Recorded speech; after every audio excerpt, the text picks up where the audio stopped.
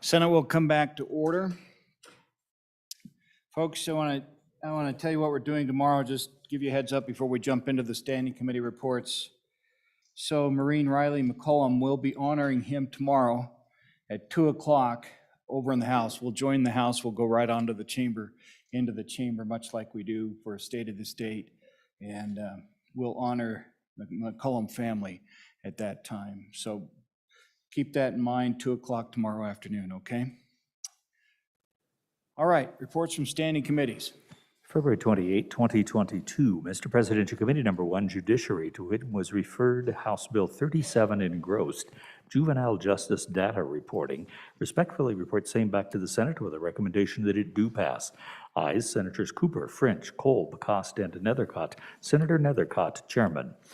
February 28, 2022, Mr. President, Committee Number 1, Judiciary, to whom is referred House Bill 86, Genetic Data Privacy Amendments. Respectfully report same back to the Senate with a recommendation that it do pass. Ayes, Cooper, French, Kolb, Cost, and Nethercott. Senator Nethercott, Chairman. February 28, 2022, Mr. President, Committee Number 1, Judiciary, to whom is referred House Joint Resolution 1, Supreme Court Justices and District Judges Retirement. Respectfully report same back to the Senate with a recommendation that it do pass. Ayes, Senators Cooper, French, Cost, and Nethercott. No, Senator Kolb. Senator Nethercott, Chairman. February 28, 2022, Mr. President, Committee Number 1, Judiciary, to whom is referred House Bill 39, Pre-Application Determinations for Licensing. Respectfully report same back to the Senate with a recommendation that it do pass amended. Ayes, Senators Cooper, Kolb, Cost, and Nethercott. No, Senator French. Senator Nethercott, Chairman. Thank you. Now, normally I'd call on, Mr. Senator Landon, go ahead. Mr. President, may I have privilege of the floor? Please do, sir. Thank you, Mr. President. You know, up above you, we have a whole bunch of our tourism and hospitality family who are down here in Cheyenne today. And they want to make sure that all of the senators know that they are invited to a reception out at the big hotel tonight at 6 o'clock. But in the meantime, would you join me in helping all of our tourism and hospitality folks feel welcome? Yeah.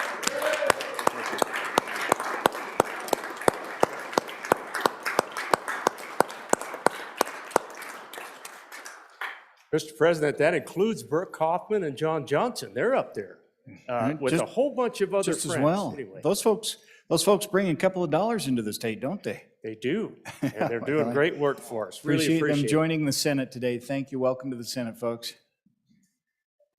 Senator Ellis, and then we'll move around for some other privileges. Go ahead, Senator. Thank you, Mr. President. I do have a privilege of the floor. Also above you is the group of participants in this year's Leap into Leadership Conference. Senators, you know that you have a Wyoming Women's Legislative Caucus, which I co-chair, and every year we've tried to bring you a Leap into Leadership Conference, which encourages women to run for office, be more involved in their communities and in their work. And so this year we have about 40 participants. We've been we're in our 15th year right now. Tonight there will be a legislative dinner. You should have all received an invitation in your mailbox, but let's welcome these wonderful women with Leap into Leadership to the Senate chambers today. You're here.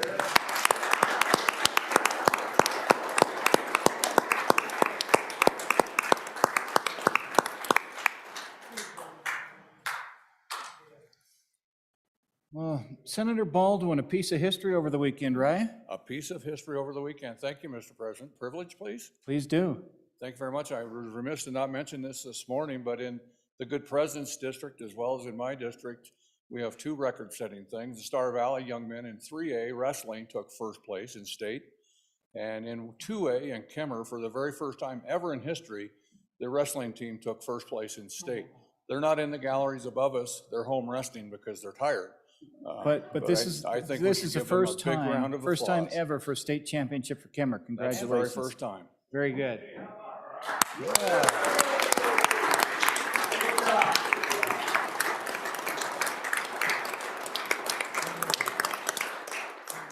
There you go. Exciting times. A lot happening in Kemmer these days. Okay, that's it. Now, normally for second readings, I need to turn this over to the Vice President. He's missing in action. I think I can turn it over to Floor Leader. Is that correct, Ellen? Madam Chief Clerk? Okay. You want to sit in the chair for a moment?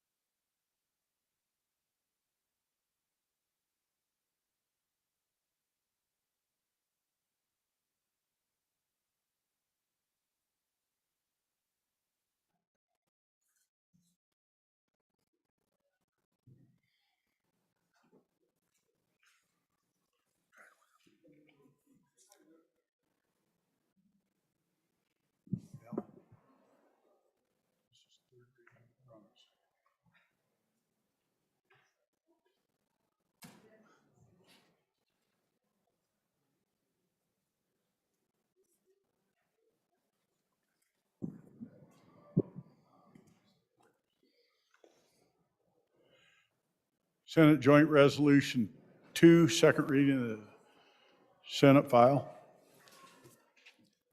Senate Joint Resolution 2, Senior Citizen Property Tax Relief Constitutional Amendment. There is an amendment. Will the reading clerk read in the amendment? Senate Joint Resolution 2, second reading amendment number 1, delete. President Dockstader. Thank you, Mr. Chairman, Mr. Floor Leader. Folks, to bring you second reading amendment number 2 to Senate Joint Resolution 2.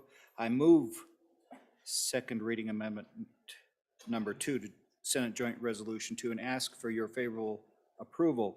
Folks, I appreciate your patience with this. This is kind of some territory we haven't ventured into for a little over a decade now because we didn't need to, but now we do. Property taxes are going out the roof, and you're going to see it. If not in your hometown, you'll see it soon. And I appreciate the patience and the good minds on the floor that worked with me on giving me a little time to get this resolution put together and giving me some direction on where we need to go with it, which is simply to bring it down, simplify it, get it headed in the right direction. Now, in your handout, you'll see the actual amendment. You'll see a copy of the old bill, and you'll see what we are doing now with this updated resolution. You'll see where we took out pages. If you have the old bill in there, you see where we made a few changes on page 1 up at the top, authorizing elderly and infirm. Then we just simply took out page 2, page 3, and inserted the abbreviated language, and I'll go over that now. Folks, this is a joint resolution to amend the Constitution, authorizing a homeowner's property tax exemption for the elderly and the infirm. Down on section 1, the key points are creating a new section 21. It's proposed for the submission to the electors of the state of Wyoming. In other words, we're going to put it on the ballot for them, let them consider it in the next general election for the approval or rejection to become as valid a part of the Constitution, ratifying by a majority of the electors in the state. Needs a majority. Down under Article 15, the key points being this would exempt them from taxation to preserve home ownership in Wyoming for the elderly and the infirm. That's it. If you want to take it, folks, if you want to take it further, you're going to have to consider something else. But my focus is those who've got this fixed income.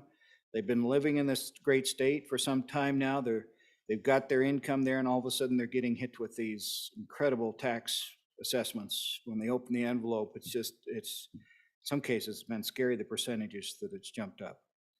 But to preserve the ownership in Wyoming for the elderly and the infirm, may provide for residential property to be exempt from taxation in whole or in part as determined necessary. Now, here's the part. There was some question that, do we need an exact amount? So we felt like what we wanted to do here is keep the legislature in charge of that. With the adoption of this amendment, the legislature will provide for a property tax exemption as it determines necessary to preserve home ownership for the elderly and infirm. Council to take it down to the basics. That's what we did. We kept the legislature in charge of the process, put it up on the next ballot. I wish I could say that like last time we hit those years, 06, 07, 08, and we're wondering, what are we going to do with this? And there was a lot of work done on it. Not a lot passed. This time we got to get something in place because like last time, the 08 recession came along and it corrected itself, but not in a good way. Left a lot of our small businesses hurting for a lot of years as we had to rebuild them. So I bring you this amended joint resolution and ask for your support. Thank you. Questions?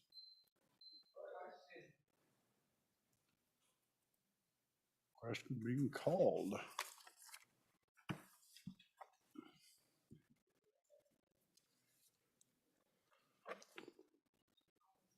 Senate Joint.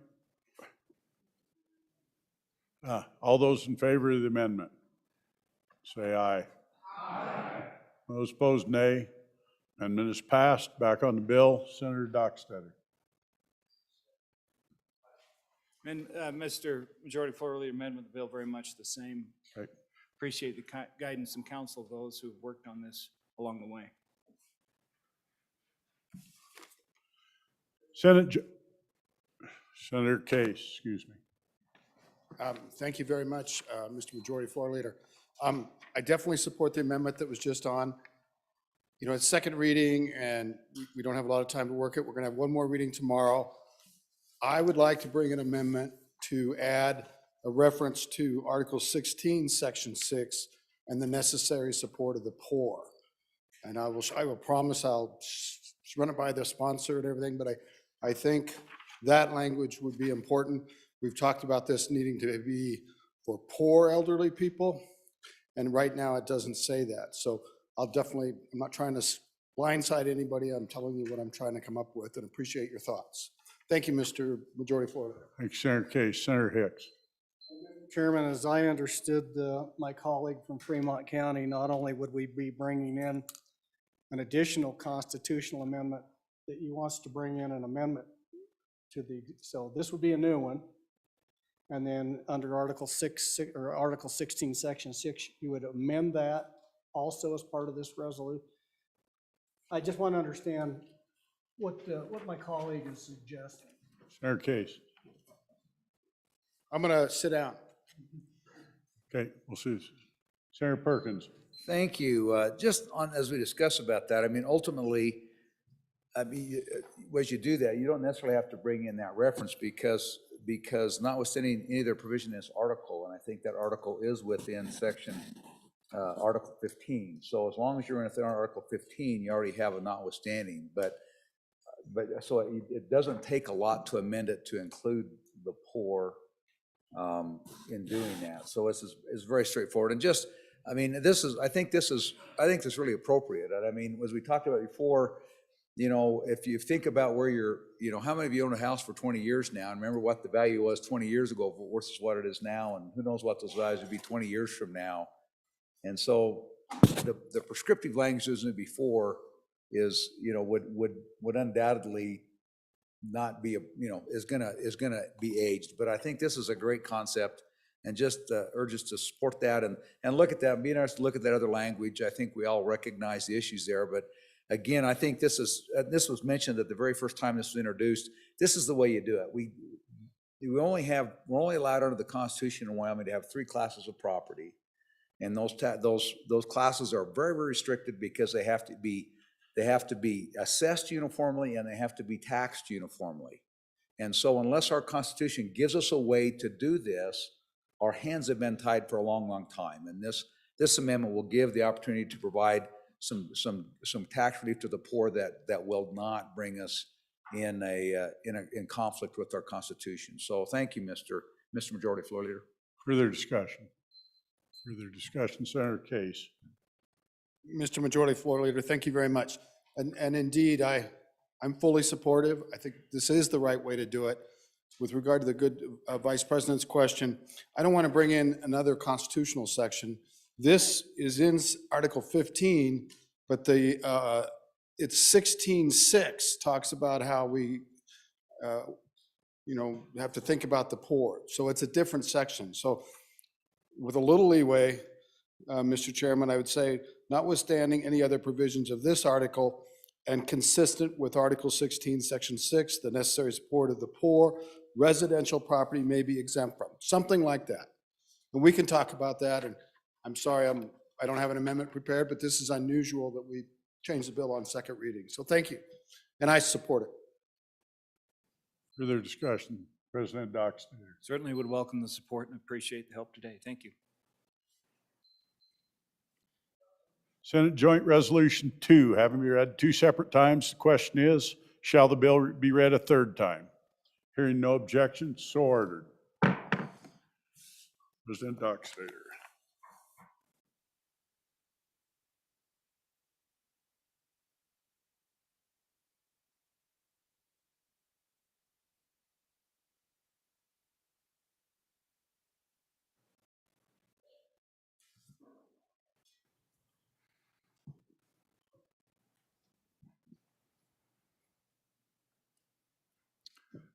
Mr. Floor Leader.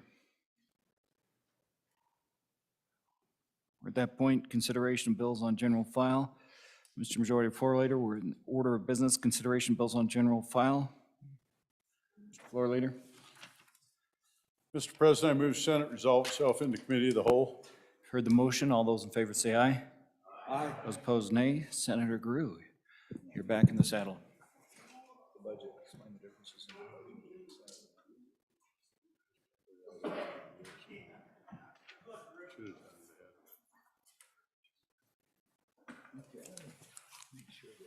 You can go ahead and do it now if you want it, right? No, you can't do it now.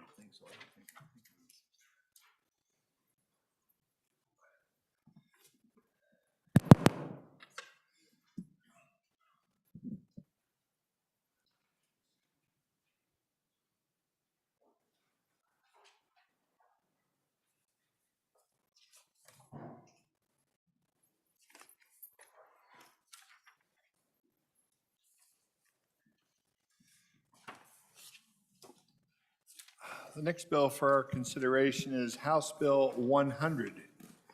Will the reading clerk please read in the House file, or House bill? House Bill 100 engrossed, redistricting of the legislature, sponsored by the Corporations Committee, an act relating to state legislative districts. Passed the House, ayes 54, noes 6. You've heard the reading of the bill. Your pleasure. Mr. Majority Floor Leader. Thank you, Mr. Chairman. I move in the committee of the whole, or as the report, it does so with the recommendation that House Bill 100 engrossed do pass. There is an amendment. Could I have the amendment read in, please? House Bill 100, Standing Committee Amendment Number 1 to engrossed copy in Attachment A. Thank you. Folks, I think you're all pretty aware this is what you've been waiting 10 years for. This is the redistricting bill that we've all been waiting madly to see what goes on. Our committee meant a lot, and I think I talked to nearly every one of you on this floor through the deal party. You proposed different deals, went through a lot of iterations, came out of committee with a fairly new concept that hadn't been there a whole lot, and that was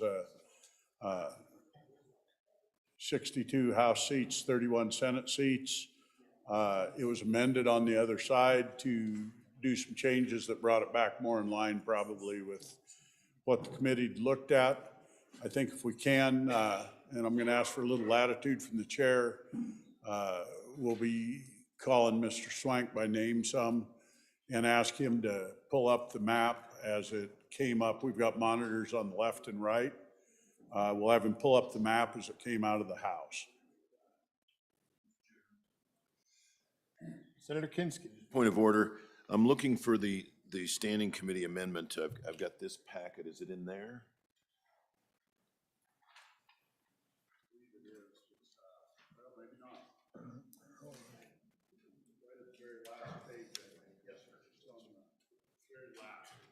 Yes. Last page. And it doesn't say much. It's going to be more visual probably once we go to it. Mr. Chairman, just a point of order. The last page I have is a Beitman amendment. Oh, if you go to in my packet, if you go to the last page after the first set of long pages, 11 and a half by 17 pages, it's Got it. there. Thank you. I've got it. Right? Okay. I don't have the Beitman hand. Senator Kinski, you're set? Or is everyone set now with the amendment? Is everyone kind of where we're at? If you look at the screen, folks, you're going to see what came out of the House. And these are very similar to even the 3060 and the 6231 are not hugely different. Big part of the state looks very much like it did before. Senator Driscoll, could we move that amendment before we? I did move it. You did move, okay. Yes, sir, I'm I sorry. did. I asked to be read in. I didn't. I'll do it again. I move for adoption of Standing Committee Amendment Number 1 to House Bill 100.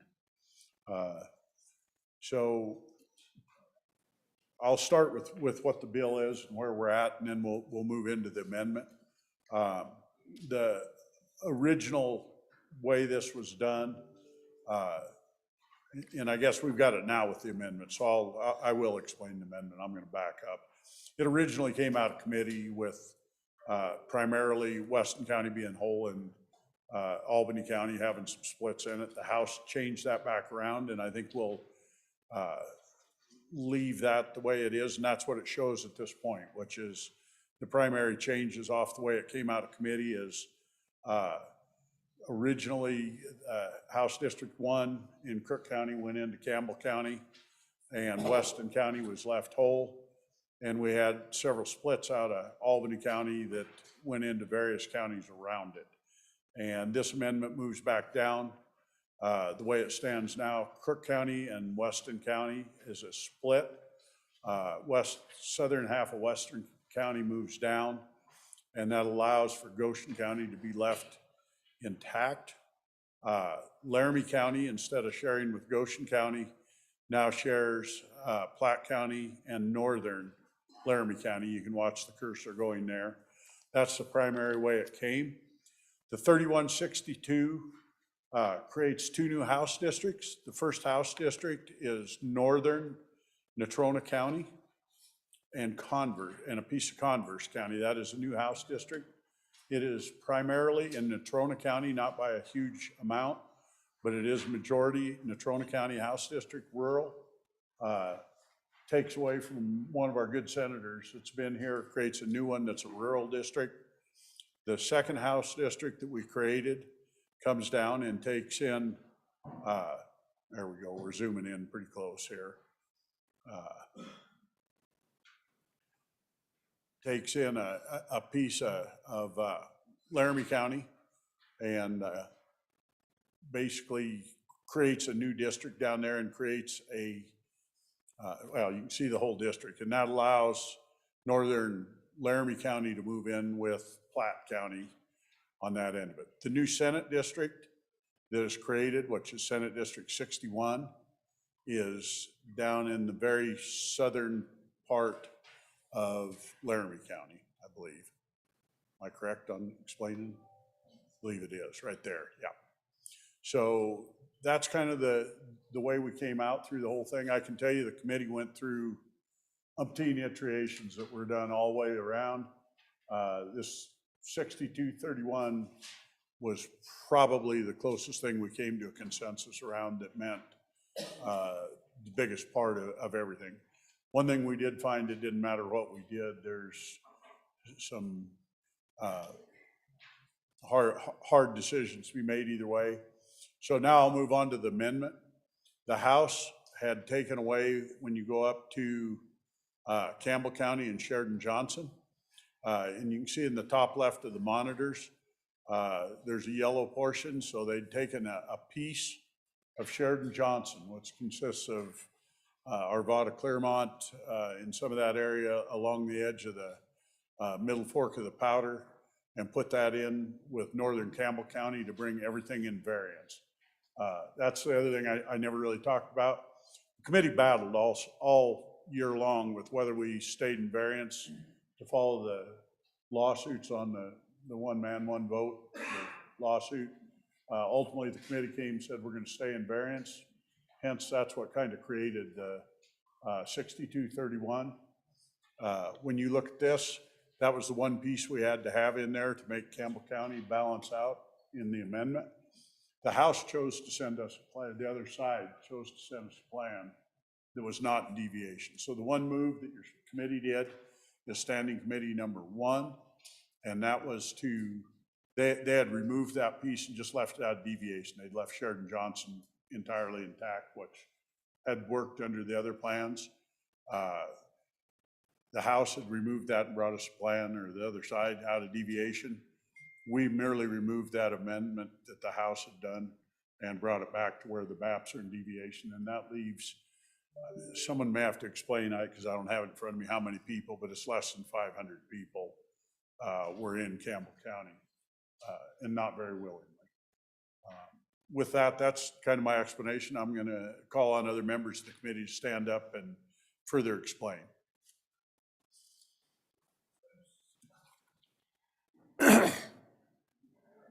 Mr. Chairman, let me talk a little bit about the business of being in deviation, because that's one of the principal things in this particular amendment. there is, as you watch the evolution of the precedent in this redistricting area, what's happened is that the courts have held that if a plan is within 10% overall between the largest and the smallest district, that that plan has a presumption that it meets the one man, one vote requirements of the Constitution. So if you go outside that deviation, and that deviation is normally translated into plus or minus 5%, because that's what's the easiest thing to use to draw. If you go outside that overall deviation, you lose the presumption of constitutionality. And when you lose that presumption, then the state defending the plan has to prove that it does not deprive anybody of the equal protection. Senator Scott, I interrupt just 1 second. I want to make sure. I think you have to remember that a lot of us who watched intently your proceedings maybe didn't watch it all that closely. We're on the amendment. I think you're talking about the bill. The majority floor leader talked about having leeway, and I want you to have it. I just want to make sure that when you're talking to us, you're kind of make sure we know all what you're talking about at each particular point in time. And I want to make sure you have that leeway. I'm attempting and maybe not succeeding in being clear, but I am talking about the amendment. Okay. Because the point of the amendment is to bring the plan back within deviation. And that is a tremendous advantage because of the presumption of constitutionality. The courts have allowed a few plans out of deviation for one reason or another. Some of them quite early. Some of them, we had one in this state, actually. It was actually my bill. It was, the challenge was not properly brought and the special circumstances regarding it. That was the Brown v. Thompson case. But in general, the rule has been, if you want that presumption of constitutionality, you have to be in deviation. And, Mr. Chairman, the practical effect of that is that if you go out of deviation, many plans are litigated. It's not universal, but it is very common, Mr. Chairman. So if you're litigated and you're out of deviation, you're in trouble. You have to prove something that you may or may not be able to prove. And success has happened, but it is very rare, Mr. Chairman. So for that reason, this amendment is important because it gets us back within deviation. And my judgment is that we're probably looking at litigation over this, both because that's very common and because some of the things that have been done are controversial and people don't like them. So they will seek to overturn your plan.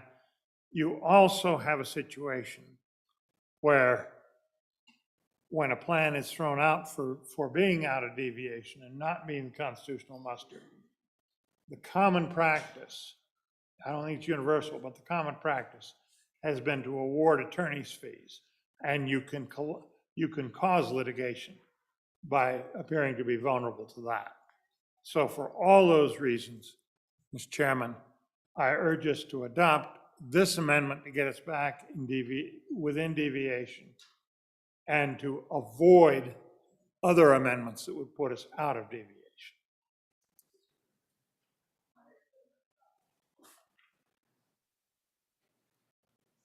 Thank you, Mr. Chairman. Folks, before we go any deeper into this, I want to introduce you to a very distinguished group of visitors to the Senate today. And with that, Mr. Chairman, I ask for privilege of the floor.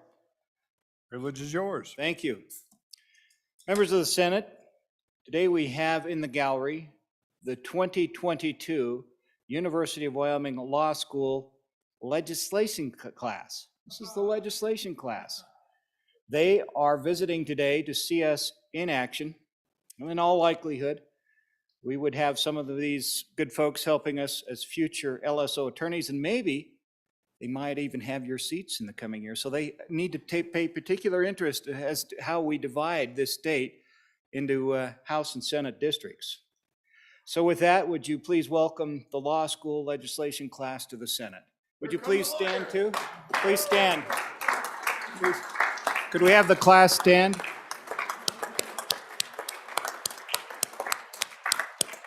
We'll just assume that all of you up there are future attorneys. Mr. Chair. Welcome, all of you, and Senator Landon. Mr. Chairman, may I have quick privilege of the floor? Privilege is yours. Thank you. Mr. Chairman, I just had a quick anecdote. So I was a member of a legislative reporting class my final year over at the University of Wyoming for my undergraduate degree. And we came over to the Capitol as well. And I can remember working with a gentleman on my final paper named Jerry Geis. And thoroughly enjoyed that and learned so much. And years later, I served right in here with Senator Jerry Geis. So it's good to have the students here. Thank you, Mr. Chairman.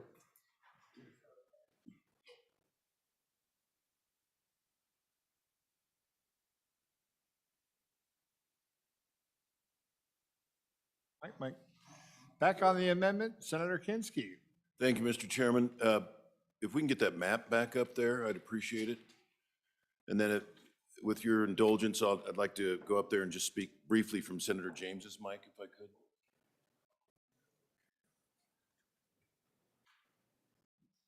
It's all yours. So folks, this is Sheridan County. This is Johnson County. This is school district number 3, Arvada Claremont. Here's our county border, Johnson County border, Sheridan County border, Campbell County. Here's District 3's border. School District 3 was moved not to get Campbell County. Gotta hold till you get to my. Sheridan School District 3 was moved not to bring Campbell County into deviation. They were in deviation. It was to correct, once we went to 6231, a deviation of 1.03%. So those 397 lives in School District 3 are being moved over to Campbell County, which they do not want to be moved over to Campbell County. We spent a lot of time in our district working on 6030. We came up with and submitted a plan that was in deviation. When the move was made to go to 6231, we were handed something that had us out of deviation. We had a number of hearings on the original plan. We went back and had hearings on this one, and we heard loud and clear from all 4 of our state seat districts, as well as loudly from Arvada Claremont, that they want those borders to be respected. So we're looking for fairness. These people have said, if we're underrepresented, we feel that's fine, because we feel we would be better represented as we have been historically.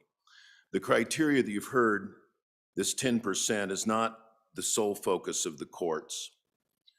And in fact, as the Corporations Committee knows, they adopted some principles which reflected decisions from the court system. One, which is election districts should reflect a community of interest.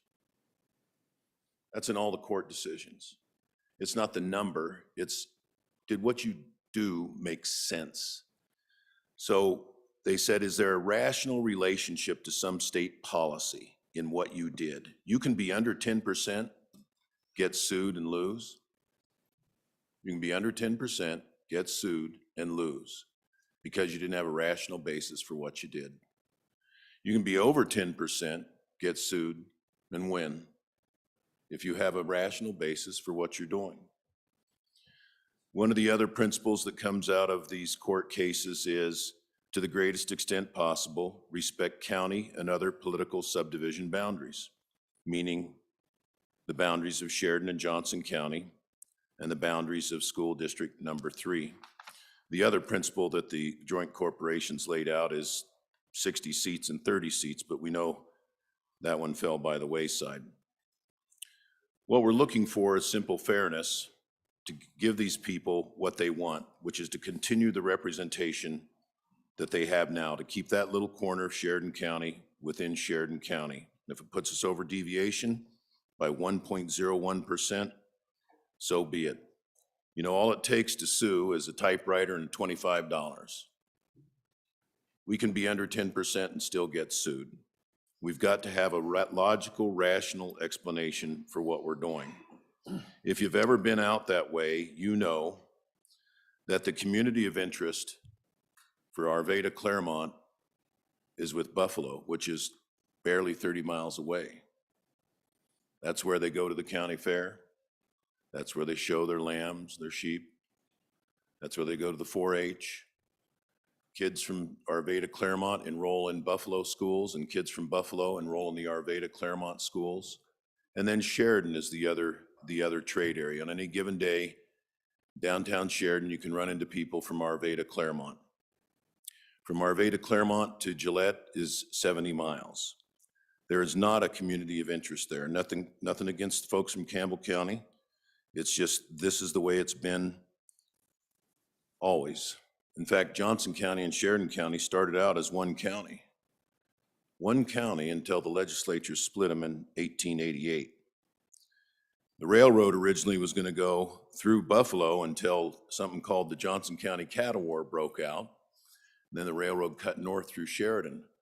But they know they had to have those ties of commerce, so actually a railroad was built that ran from Claremont to Buffalo for about 30 years because the ties of those communities were that strong. So what we're asking for is to simply keep us where we are in recognition of, as the courts say, a rational policy of recognizing boundaries of school districts, counties, and the communities of interest. My friend from Bates Creek made reference to a couple of court decisions.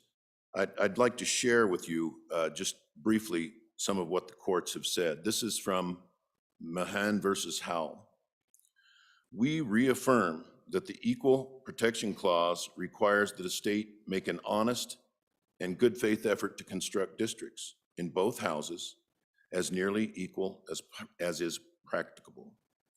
We reaffirm the conclusion that so long as the divergences from a strict population standard are based on legitimate considerations incident to the effectuation of a rational state policy, deviations from the equal population principle are constitutionally permissible with respect to apportionment of seats in a bicameral legislature. Then along comes the case Brown versus Thompson. This was where the state of Wyoming was sued. It went all the way to the U.S. Supreme Court that held. The court held, Equal Protection Clause requires the seats in both houses must be apportioned on a population base, but the holding requires only that the state make an honest and good faith effort to construct districts as nearly as equal as is practicable. It is a practical impossibility to so arrange districts that each one has an identical number of residents.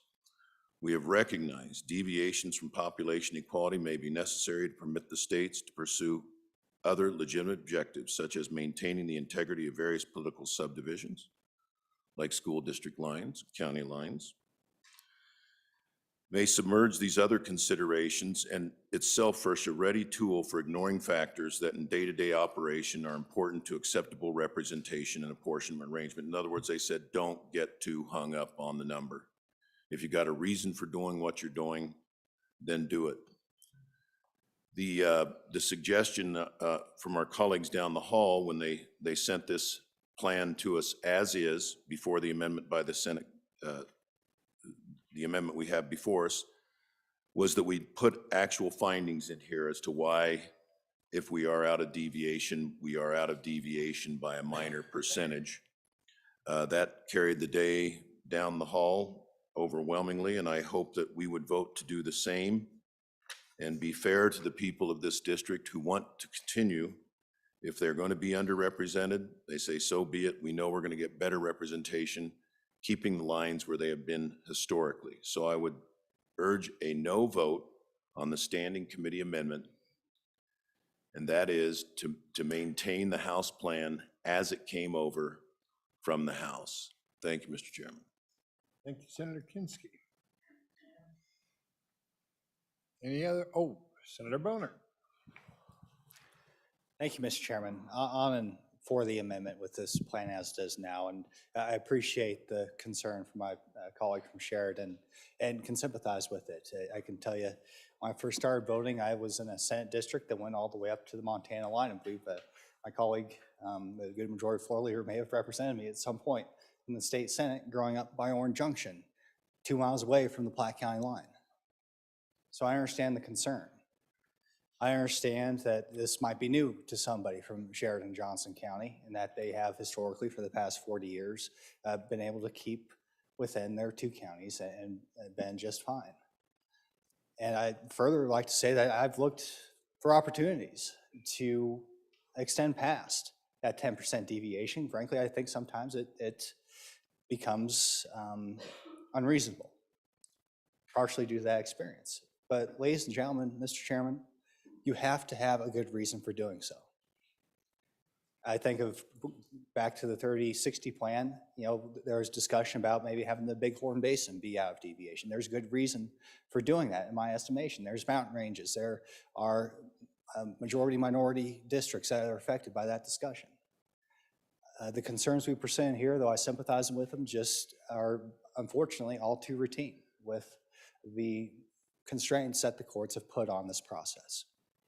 I may disagree with those constraints. I do. I've publicly stated as such. I think it causes some ridiculous outcomes. I've experienced those ridiculous outcomes.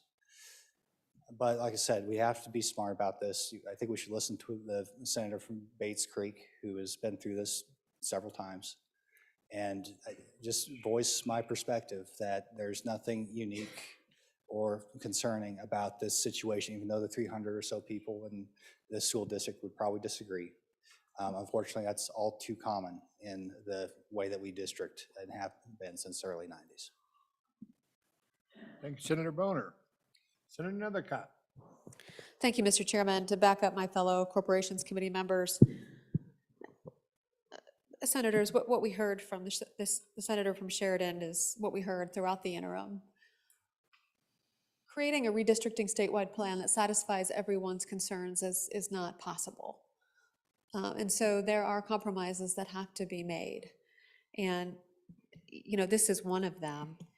One of the pieces, as the good senator from Platte County or Converse County indicated, we did decide as a committee to go outside of deviation for the Bighorn Basin. We thought that that was appropriate. We thought that maybe we could move that particular plan forward. It was determined through a joint committee effort with hearing from so many of you and your frustrations and concerns with the process that being out of deviation anywhere was unacceptable. And so we had to forego that plan and commit to being within deviation throughout the state. And so I urge great caution based on some of the conversations I've heard from within this body of rejecting this plan and starting anew and rejecting different versions, and the desire to start going out of deviation, because once you go in one spot, particularly for 300 people and those little communities of interest, which I assure you exist everywhere, even in this metropolis of Cheyenne, they're small little communities of interest that want to be in different areas, that we have opened up Pandora's box if we do it for one. And so we have to be very careful about that. I don't dispute the desires of Arvada and Claremont, that they want to be one, that they're part of a school district, and those are compelling concerns. It's just that the committee committed to the principle of not being outside of deviation, and we'd ask for you to stand by that, recognizing the folly that might occur once we start pushing somewhere. Why not push for all? And then we're out of deviation statewide. So I'd urge resistance or urge your support of the Standing Committee amendment.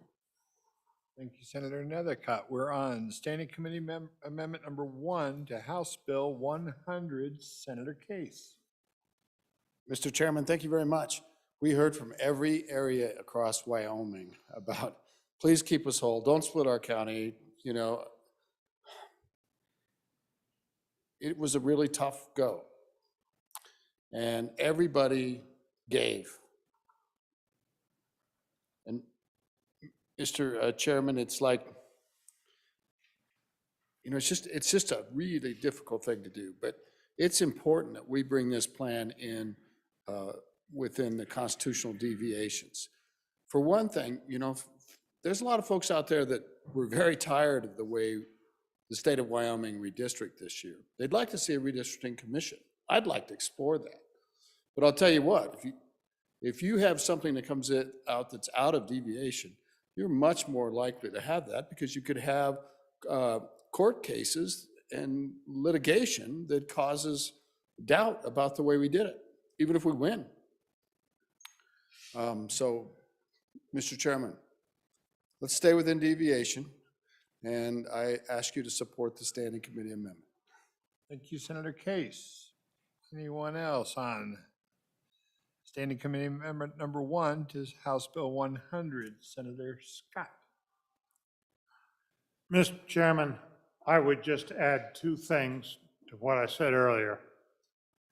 One, I have never seen, ever, any Wyoming districting plan that was that stayed within deviation, that didn't have something like this in it that would offend some of the people working there, living there.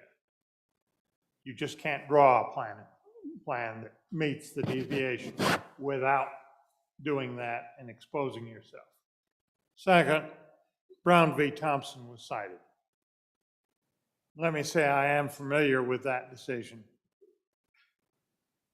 That was the first bill I ever got all the way through the legislature. The decision really turned on the way it was attacked by the plaintiffs. They did not seek to attack the whole plan. They just concentrated on the issue of Niobrara County. It's quite clear that's a bad legal strategy. The court basically decided that that was not in and of itself a big enough issue to throw out a whole plan just because of one county. But I think if they had attacked the whole plan, it would have gone down. We were fortunate and had another 10 years of the county at large system. But it is not generally regarded as having significant precedential value because the precedents have gone the other way since then. And no other lawyer has just attacked just a piece of it like that I'm aware of. Thank you, Senator Scott. Senator Kinski. Thank you, Mr. Chairman. One of my colleagues urged you not to reject the entire plan, and I'm not asking you to reject the entire plan either. This amendment makes difference only to Sheridan-Johnson County and Sheridan County School District 3. The rest of you are unaffected in any way by it. You can reject this and your districts stay exactly as they are. We're not asking you to reject the entire plan. What you heard was your committee committed to the principle of staying within deviation. The committee also committed to the principle of maintaining districts that reflected a community of interest, that respected county boundaries and political subdivision boundaries. Also, they committed to 60 seats and 30 seats. We were all asked by our regions to send in a plan that worked. We were all asked to then hold hearings on those various plans. We did that at considerable work, considerable time, considerable cost, and we sent in a plan that was acceptable. When I heard somebody say, we've heard from all kinds of communities they didn't want to be out of deviation, you didn't hear that from us because this plan came down at the last minute.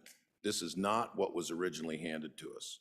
Our work hit the cutting room floor. I'm sure the committee had good reasons for it. But this was all very last minute. The way it was explained to me is we are out of deviation so that the basin could be in deviation, so that Southwest Wyoming could be in deviation. And it so happens we're out of whack because we're at the tail end of the train. If you'd started the other way, somebody else would have been, this could have been any one of us. Any one of us. Finally, I guess I'd ask, since when has this body ever refrained from doing what we believed was right because we were afraid we might have to go to court? We have put millions of dollars on the line for coal litigation, millions of dollars on the line for regional haze litigation. We have always stood in Wyoming for what is right, not what is legally expedient. On and against the amendment. Thank you, Mr. Chairman. Thank you, Senator Kinski. Chairman Driscoll. Thank you, Mr. Chairman. Real quick, just a little bit. If you look at the big map, you'll see there's another 5, 6, 7 of those that fall under the same rule. You can expect them all to show up. As we went through the committee, we found exactly the arguments you're seeing here. They're passionate. They're all last minute because every change is a last minute. We brought the regions. Every region found a plan that worked well for them. What we found out was when you put the pieces of the puzzle together, we couldn't take a piece of scissors and cut a piece of the puzzle off. What it led to is all kinds of different places that have anywhere from 200 to 600 votes that get moved. And one of them happens to be where I live at. It's kind of interesting. They'd love to do it. We could put whole counties back together if we want to go out of deviation. What the committee really came up with is we can't do that. There isn't a way to really make it work. And so the very last one, in truth, had one area, and that's where it's at, and I'm really sorry about it. But the truth is, as we argued through the plan, what we found out, you know what a community of interest is in Wyoming? It's the state of Wyoming, folks. We've got some bigger towns, and they're kind of a little bit different. But our rural areas, blindfold yourself and go anywhere in the state you want, go out where the cows run, and you'll find that people are all very similar interest type people, and they all work the same. And we'd like to claim we're different from each other. We found that out. Most of our differences have to do with ball games. They don't have to do with people. And I encourage you to keep this amendment. Let's keep this through, and let's run this plan as it was done, because I can assure you this. Should you change and go to another plan, which, by the way, the committee did, that's frustration you all saw. We did it not once, we did it many times, because we heard compassionate arguments. And what we said was, we believe in that argument. And we moved. And what we found out is 200 votes in the north forces 2 counties together in the south. That's how far these move. And if we start down that path, that's exactly where we're at. So I really encourage you to look strong. And it's not a big surprise at this point. This plan's been out for quite a while. The House has debated it. It is a plan, and the state's aware of it now. And I can tell you from my end, I've heard from, I believe, less 1 or 2 of you, every person in here got a hold of me and told me they were upset, and at times very upset. I had some just unbelievably angry calls. And when it all got said and done, they basically all said, a good senator from down here said it, we'll all give for the good of the state. And that's what we did. And I encourage you to give for the good of the state, pass this amendment the way it is, and pass on the plan so that we can get on, we can all figure out where our districts are at, and go to doing what we do best, which is legislating, not fighting over a bunch of turf. I encourage you to stick with the amendment. Thank you, Mr. Chairman. Standing Committee Amendment number 1 to Senate File 100. Are you ready for the question? House Bill 100, sorry. Question being called. You've heard the motion on the Standing Committee Amendment number 1 to House Bill 100. Are you ready for the question? All those in favor say aye. Aye. Opposed? No. Chair's in doubt. Those voting aye, please stand.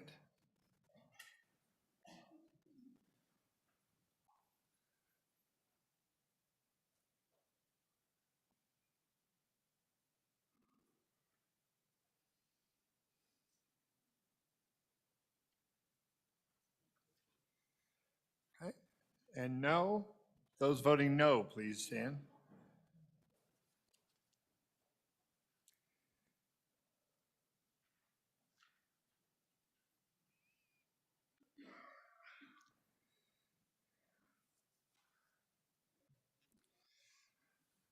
Okay. Thank you. Amendment number 1 to House Bill 100, Standing Committee Amendment number 1 passes 16-12.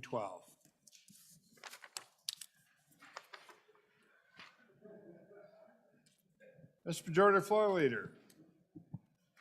Mr. Chairman, I move Committee of the Whole Amendment number 1 to House Bill 100 is engrossed, and I do not have a bill sponsor on my amendment. So I'm not positive who number 1 is. I have. Mine have initials on them. They do not have names. You'd like that read in at this time, please? I would like to have it read in at this time, please. House Bill 100, Committee of the Whole Amendment Number 1 to engrossed copy in Attachment A. Senator Nethercott. Thank you, Mr. Chairman. I move Committee of the Whole Amendment number 1 to House Bill 100 and ask for your favorable consideration. Good Senators, this Committee of the Whole Amendment comes from the Laramie County Clerk. Our clerks, after we made revisions, would go back and look for small errors in our maps to make them more cogent with current precinct districts or boundaries. And so all of the changes that you see reflected in this amendment are from the clerk. They don't change anyone's house districts. There's nothing substantive, and all of the changes are really what I would describe as de minimis, not affecting anyone. In fact, there's a couple that don't have any population in them at all. And so it really is more of a fix-it amendment. Happy to stand for questions, but it is from the clerk. De minimis changes, but helps them have a clearer boundary for their voters. Happy to stand for questions. Thank you. Senator Hutchings. Sir, may I approach the screen? Yes, if you would, please stand, And go to our reading clerk and pick up a microphone, and then we can hear you all across the great state of Wyoming. Senator Hutchings, thanks. Thank you, sir. Is there a way you can shrink this a little bit? Is there a way you can shrink it so we can see the whole of Laramie County?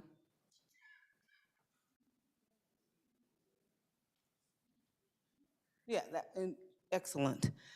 One of my concerns is this. I think I'm the furthest senator to the north in Laramie County, which is okay. But one of the things I'm concerned about is it was mentioned that the precinct boundaries won't change. Previously, my district was right here, this area here, and a little bit of this here. But what seems to have happened is I go as far north as, looks like Horse Creek, and then I come down to the south, and I go all the way over almost to, I don't know where this is. This is past the South Greeley Highway, and you talk about communities of interest. My concern is I'm so far away from these people. And in the scheme of things, 15, 20 miles may not seem like a big deal to others, but when you have senators down here, why would you take the senator that's the farthest north in the county and take them all the way over to that area there that I have no idea where it is? It's almost to Albin. Point of order. Senator Pappas. Senator Pappas first. I'll defer to my. Deferred to Senator Nethercott. Thank you. Yeah. Thank you, Mr. Chairman. So this process, I think, will be a challenge to get arms around unless you've been actively engaged with the redistricting process. And so Senator Hutchings' question is great and should be discussed, but her question relates to the bill as a whole and not the amendment. And so the bill is what creates the lines as identified by Senator Hutchings. I would say that Laramie County, I'm just going to go ahead and say it, Laramie County has gone through more change than any other county in the state.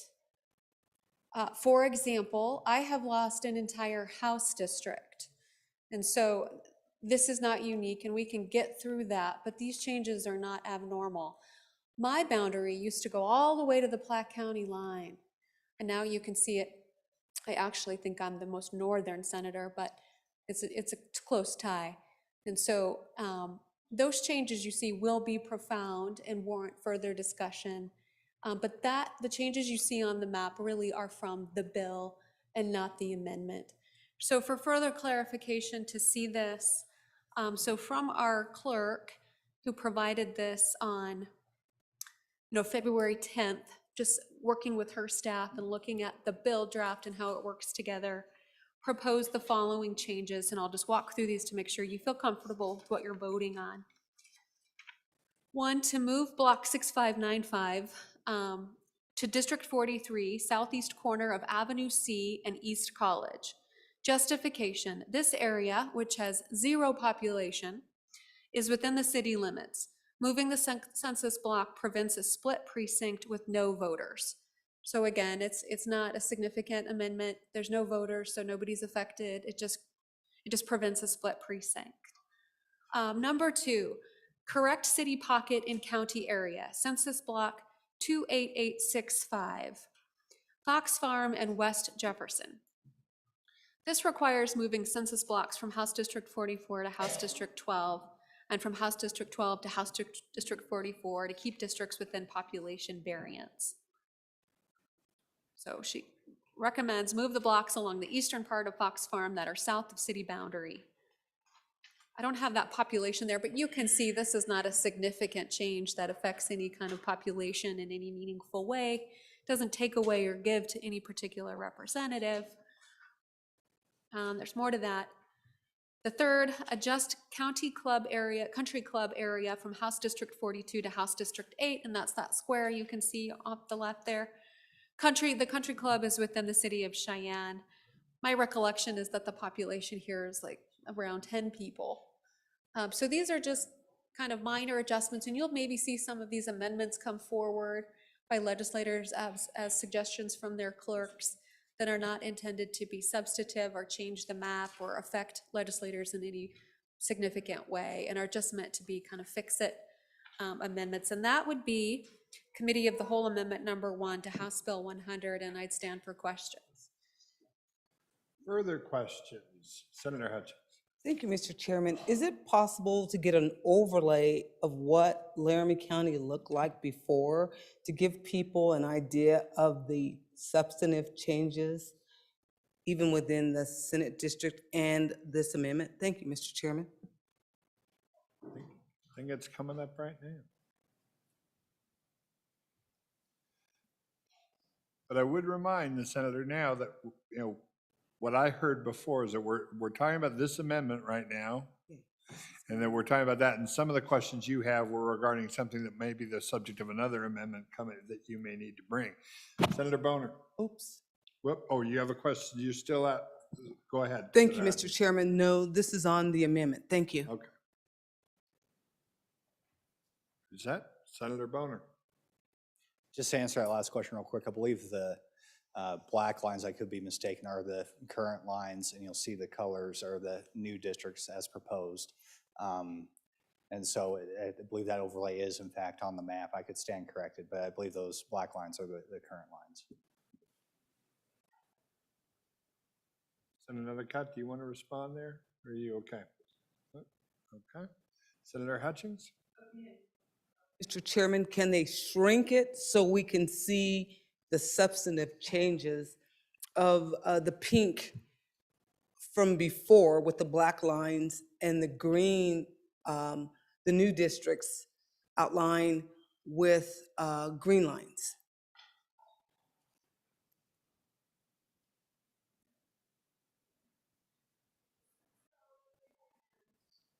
Senator Nethercott. It's not giving you a clear picture. And once again, grab a microphone if you can. Or if you would, please. Can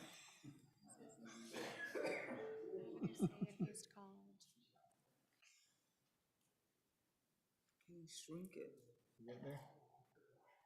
So take me to block 6595 to District 43, if you can. The southeast corner of Avenue C and East College. Where's the finger? Okay, there we go. All right, so the amendment I don't think is reflected on here in color in a way for you to see.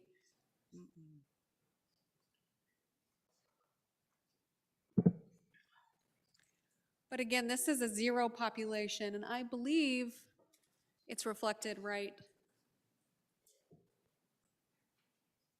here. Right here. And that is a precinct block pursuant to our county voting register, and no people live there. Makes the clerks happy.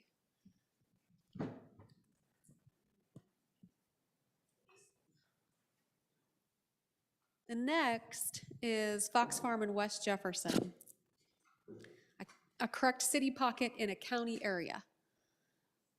So moving a census block from House District 44 to House District 12.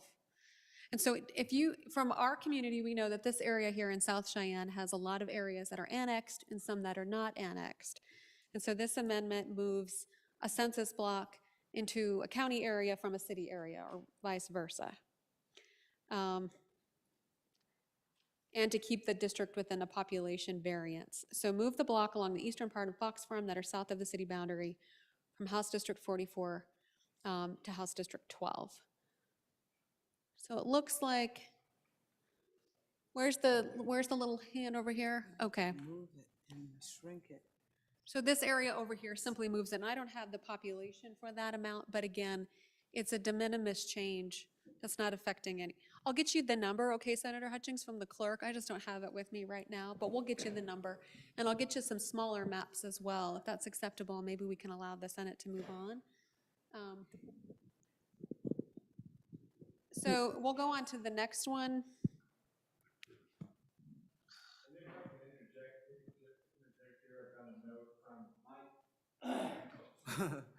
Yep, that's me. I have a note here from Mr. Swank. He can put up the maps that are relating to the amendments that are here. And so to do other maps on the fly is extremely difficult for him, or next to impossible. So we have to keep it to the amendments, and then we're gonna have to just take it from there. Go ahead, Senator. Is there another comment? So we'll go to the next amendment, which is to move the census block that contains the Sundance apartment complex, which is within the city, between West Fox Farm and West Allison, east of Walterscheid to the city boundary. And again, this is a city-county pocket. And so there's one apartment complex there, and that is where you saw the hand move, essentially where that pocket changes. And again, so one apartment complex, not a profound population change. That's the amendment. Senator Hutchins. And if Madam Chair will stay there, let's bring down the map to get to House District 42. That is a huge concern as well, that there were significant changes in that area. It doesn't look like it on the map, but it was. This is the old version. And if he can show the new version. Thank you, Mr. Chairman. Point of order. That's not on the amendment, Mr. Chairman.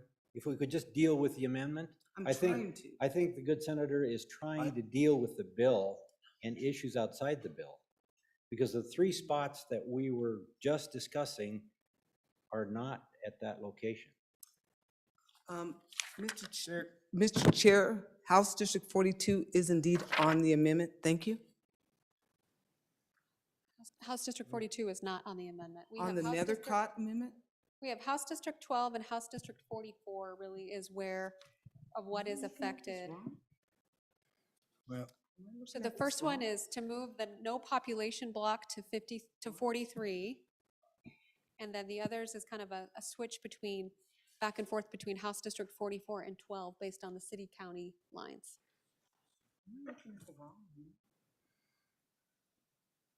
So good senators, what I'd like to do is work with the good senator and get her a little bit more information, but for the meanwhile, you hopefully get a sense of this amendment and get your favorable support for what hopefully is just some procedural things.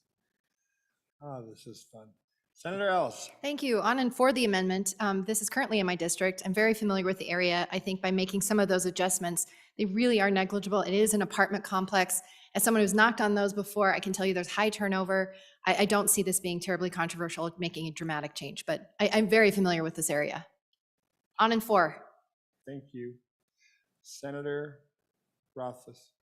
Thank you, Mr. Chairman. I just have a question, and the West Jefferson Road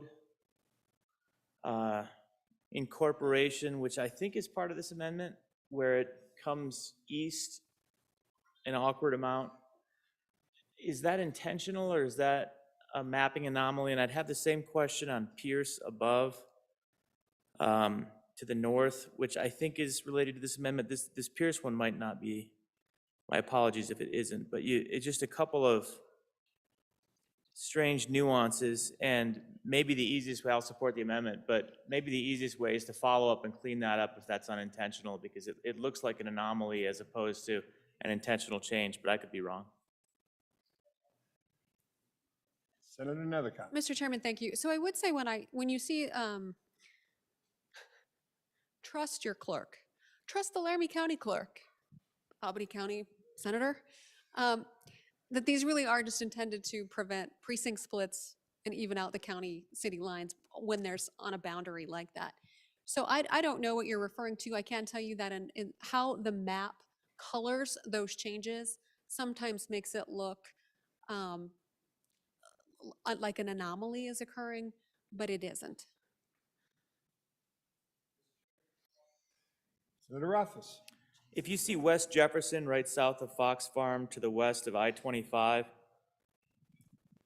it's hard to believe that's intentional, but it might be. If right there exactly it is being pointed to, it's possible, but it looks anomalous. So I'll just leave it at that. Yeah, so Mr. Chairman, through you, Senator, you're going to see these a lot in a lot of different amendments and in a lot of different plans. And these actually are like a city street with houses on them, and that is annexed into a city or a county. You'll see this throughout the state of Wyoming, and it does look odd. And you're like, is that just a road that's being a part of a district? And it's a road with houses on it typically, or it's part of a precinct block. And so that type of what appears to be an anomaly is a common anomaly that you will see for the rest of the week. Further I think you see it heavily in Goshen County. Yeah. Senator Hutchings. Forgive me for my No? ignorance, really. Trying to understand exactly what's being said, really. Forgive me if I'm not grasping it. The senator to my right helped a little bit. But when I see a House district on this map, even though you say it's not going to change it, it's going to bring it back the way it is, and with my own eyes, I see that it's different. That's what I'm questioning. So you've touched on a couple on the south, but the one to the west of I-25 is what I'm questioning. The one to the west of I-25 is right here, and this is the country club. Exactly. There's approximately 10 people that live here. It's part of the city of Cheyenne. Yeah, yep. According to the clerk and the census, I'm quite confident that there's less than 20 that live at the country club. And this is the country club, which is part of the city of Cheyenne. And so that's just taking in the city of Cheyenne. Senator Hutchings. Thank you for indulging me. My representative told me he was losing, if I can say it, Western Hills. Is that included? If it's not, then I'm good. If it does, then there's questions. That's not part of this amendment. Thank you, ma'am. And all this, and I think that was the point, this amendment just has to do with that piece of House District 42. Your question, Senator Hutchings, is very relevant, but very relevant to the bill. And I think that's what we're just trying to work through, so no problem at all. Now, we're on Committee of the Whole, Amendment number 1 to House Bill 100. Sensing you're ready to vote. Is there a question being called? Question being called. All those in favor of Committee of the Whole Amendment number 1 to House Bill 100, please say aye. Opposed? Ayes have it. Amendment number, Committee of the Whole Amendment number 1 has passed. Mr. Chairman. Mr. Chairman, I move Committee of the Whole Amendment number 2 to House Bill 100 engrossed. For further explanation, I call on Senator Steinmetz. Senator Steinmetz. Thank you, Mr. Chairman. Mr. Chairman, this just shows you an internal map of some cleanup that the county clerk in Goshen County sent to us. We're cleaning up some conservation district lines around the Torrington city limits. We are cleaning up a single census block that should be in the county and is showing up in the city limits of Lingle. We are adjusting the precinct line for Fort Laramie that makes a population shift from the first and second adjustments, but remain in deviation. And the last change has no effect on population. It's some city blocks in Torrington that merely clean up some lines where there is zero population. And so I would ask for your favorable vote on this county cleanup. Thank you, Mr. Chairman. Thank you, Senator Steinmetz. Questions on Committee of the Whole Amendment number 2 to House Bill 100? Questions for Senator Steinmetz? Question being called, sensing you're ready to vote. All those in favor of Committee of the Whole Amendment number 2 to House Bill 100, please say aye. Opposed? Amendment number 2, Committee of the Whole Amendment number 2 to House Bill 100 has passed. Committee of the Whole. Mr. Chairman. Begin. Mr. Chairman, I move Committee of the Whole Amendment number 3 to House Bill 100 engrossed, and for further explanation, I call on Senator Biden. Senator Biden. Thank you, Mr. Chairman. It's already been moved, correct? Oh, I'm sorry. Okay. It was.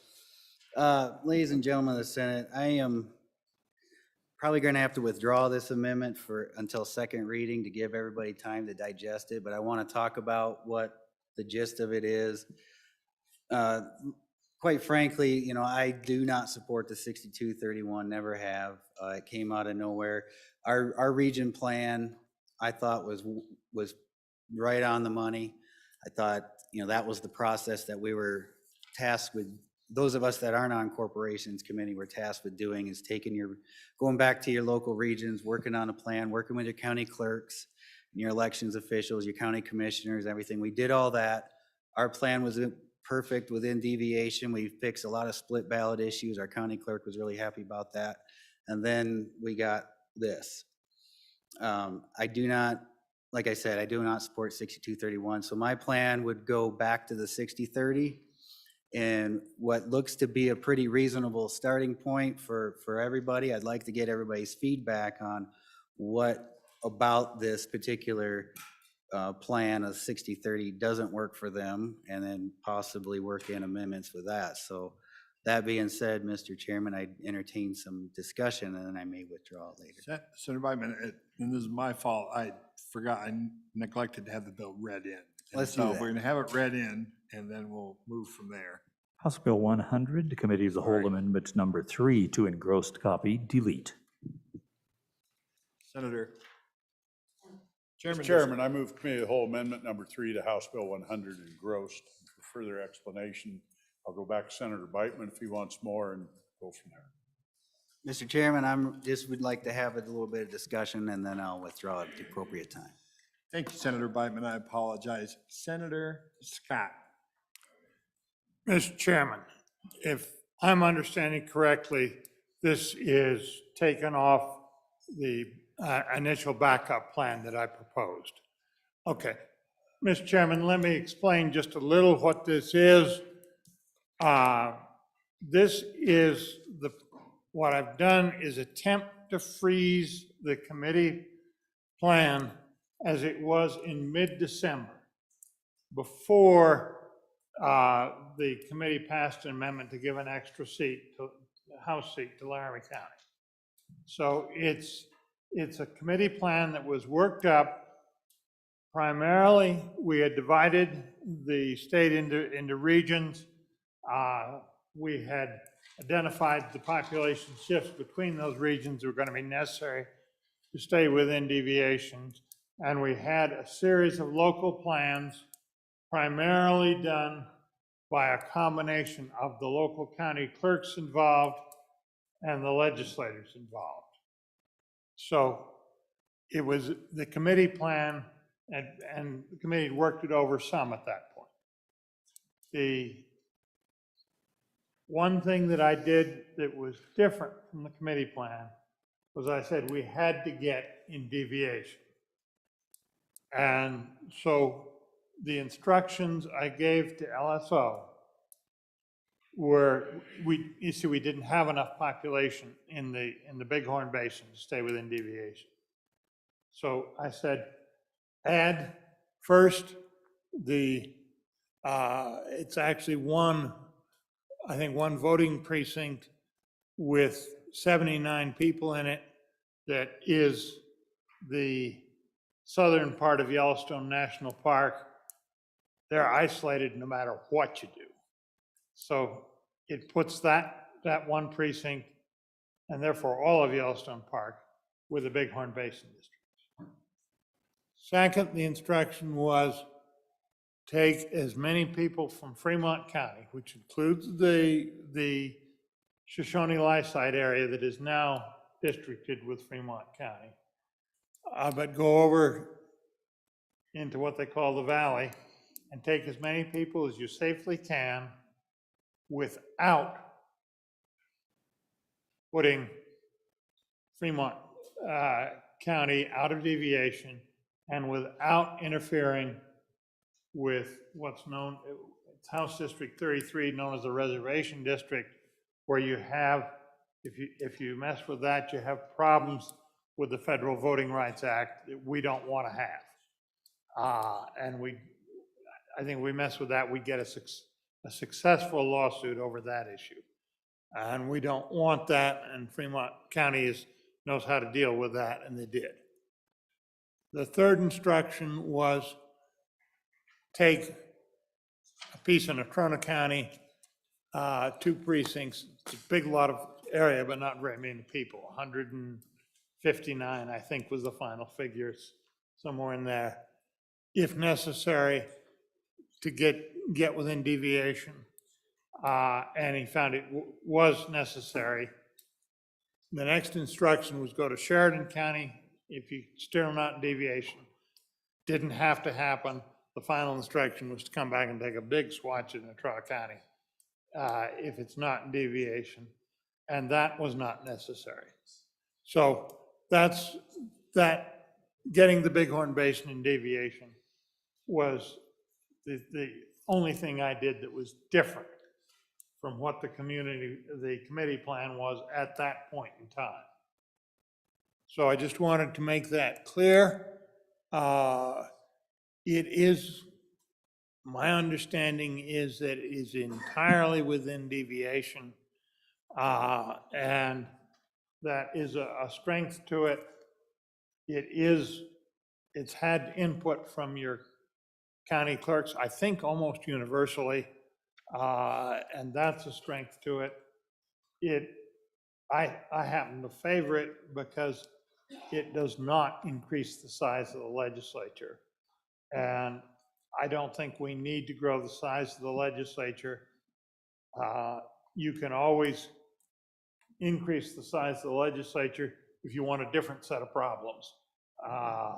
And that's what was done in the final committee version. But that's the origin of the plan. That's where it is. And we can attempt to answer any questions that are asked on. Further questions on Senator Beitman's motion? Senator Salazar. Thank you, Mr. Chairman. Well, let me just make a comment with regard to what this amendment would do to Fremont County. Because what it's going to do is, as the good chairman of education stated, it is going to bring close to 1,000 individuals that we call the Valley into the basin. And I will tell you, after I think 2 separate town hall meetings, there is absolutely no affinity with the basin with these individuals. So for that alone, I would fight it. I agree with, these are all tough decisions. My preference obviously would be to have the 30-60 plan, but not to the extent of the destruction of part of Fremont County. So thank you, Mr. Chairman. Salazar. Mr. Majority Floor Leader. Thank you, Mr. Chairman. You heard some interesting things, and I'm going to tell you the committee started doing exactly what we talked about. We started on a 30-60, and we met for months. We found that different regions could make it work, but when you put them all together, what we found out was, guess what? Universally across the state, and you heard almost universally stated just earlier, almost universally, every region disliked the 30-60 plan as we went into it. It didn't matter where we went. It took somebody and it caused them unbelievable hardship and heartache. And we saw it time after time. And I'm going to stand here in front of you and tell you, I voted against the expanding the legislature every meeting until we got to the point that every plan had failed. And I will tell you, this plan you're talking about, you can go to the website and look, it got voted on. It never even came close to being adopted by the committee because it was beat up by everybody. And as we went through it, what we came up with was only one way really solved several of these big issues: urban versus rural, communities of interest, and being in deviation. And in order to hit those 3 milestones, the only way we found was to go to 3162. I didn't like it. I don't like it today. But I'm going to tell you this, we could have another 3 months of corporations committee meetings, and the 3060 plan just does not work. The pieces don't fit. The second part of this, and I've got to tread on kind of cautious ground because of the other side of the building. The bill's got to be agreed on both halves. The vote that came out, 54-6. You've got to come up with something that comes out of here. If we win just to fail, it does do no good for this body. What we're here to do is to come up with a grand compromise. And it's not fun when you do that. There's winners and losers. By the way, pull the map up and look at your area. There's nary an area that doesn't have winners and losers within it. We've taken county by county, we've changed it. Interestingly enough, the last 2 that really went crazy, we started over that northwest corner of the state with my good friends, and we started to acquiesce to them, and as it moved around, the last districts that got hit are the ones we're talking about today. Nobody likes where you get, but the only place that we even came close, great senator from over there that lays in Tri-County over there that was going to get cut up, came up with some compromises. They looked pretty good until other counties entered in. This is the only one. I'm going to tell you from my end, I took a beating over this, folks. Everybody statewide is like, can you guys not make your mind up? Because every meeting, there'd be a new plan and another change. And that's because someone came in and argued very persuasively that they were being harmed by what we were doing. In the end, most of the state, by the way, I'm one of the ones, you're not seeing me stand up. I pushed the plan a whole bunch, folks. You're not hearing me trying to bring amendments or change it. And that's a great hardship to me because I've got some really upset people. You've got to do what's right for the state. And the only thing we found that worked, that fit those 3 things, is to come up with a 3162. And I really encourage you not to break this to a 3060, because the one place that we did find, we couldn't make it work. We had staff, we had county clerks, we had all the county people. We found all kinds of regions we could make it work in, and no way could we make it work for the entire state. Senator Beitman, did you withdraw this amendment? You want a little more feedback yet? A little more feedback. Okay, I just wanted to make sure we were on track. Senator Cole on the amendment. Thank you, Mr. Chairman. Well, I guess I don't really accept the fact that there's not supposed to be tension. There's supposed to be tension between the House and Senate. If I can use those words. That's not an issue. My issue really comes down to is, here we are talking about adding more people. And why are we talking about that? Because obviously through the conversation, it's the easier thing to do. Because we couldn't come up with a compromise, we couldn't figure out what to do between the districts. So adding more people seems to be the safety valve out of this. I don't understand why that's the best solution. Growing government, in my mind, has never worked. It has never come up with a better solution, having more people. It's more contention. It'll be more contentious. And at the end of the day, what will we do? I just think this is a poor way of solving this problem. I understand everybody has to have give and take, and if you don't, this is what we get. And at the end of the day, I think we better start planning right now for our building expansion, because we will soon run out of room for people in these houses. Because if that's our solution to put more folks here, we better start building now. Thank you, Mr. Chairman. Senator Cole, further discussion. Senator Cooper. Thank you, Mr. Chairman. I'd just like to kind of back up what the good senator from Fremont said. We got this little thing in between. It's a little spot on the map, but it's called the Owl Creeks, and it's a whole mountain range, along with a Boyson Reservoir. And the folks in the Valley District under this plan would be completely isolated from the rest of the district. It doesn't make sense in this case. It's a simple case. When you take from one, or when you give to one, you have to take from another. When you squeeze that balloon, it squirts out somewhere else. So this particular reiteration doesn't work geographically for the area, even though it looks nice on the map, but it's in reality, it just flat doesn't work. Senator Cooper, Senator Nethercott. Thank you. Thank you, Mr. Chairman. Briefly, so it should be noted, I mean, the concern presented, if you want change and you want to follow that population, well, as you all know, Laramie County experienced the greatest increase in population. And none of you like that. So be very cautious, right, about how that goes. This is a way to remedy that situation, the 6231. Like the chairman, I hate that idea. Hate it, was resistant to it, never took it seriously, wouldn't even consider it. Would not even consider it until we were at gridlock, painful gridlock.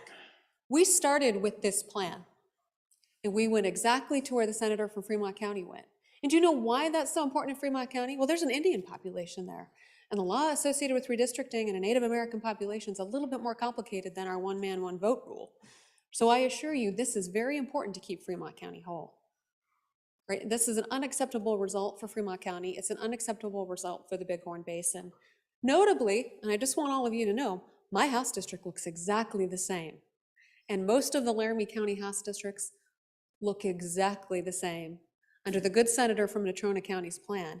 And with 3 members from Laramie County on that committee, we voted to completely disrupt Laramie County in a way that's unprecedented, quite frankly. So consider that and take very careful consideration of start in the center of the state and how do you manage that going out? It's quite complicated. And then you can see in a truncated version how we ended up where we did if we were going to resolve the population growth that we experienced and the declining population that we've experienced across our state. No one wanted to lose a seat, right? No one wanted to combine their communities of interest with maybe a larger town. Unacceptable. No way. This is a school district. We're not sharing counties. We're not sharing this. So we compromised. Give everyone what they want. This is the result that is achieved. Good luck if you go a different pathway. Good luck to you, my friends. Senator Anderson, did you have something? Mr. Chairman, I wanted to agree with the senator from Bitter Creek. I agree that we shouldn't expand government. We're adding 3 positions here if we don't accept this amendment. I'm for this amendment to keep the House and the Senate the same size. Thank you, Mr. Chairman. Thank you, Senator Anderson. Senator Scott. Mr. Chairman, I've described briefly what the plan was offered was, because I thought we needed to have that description. Let me now come back and speak to the overall issue.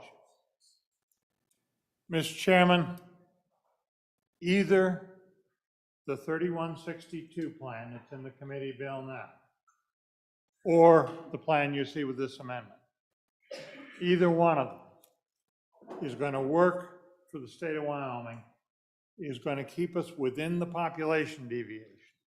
And remember, that's an overriding consideration, because that's the equal protection clause being implemented.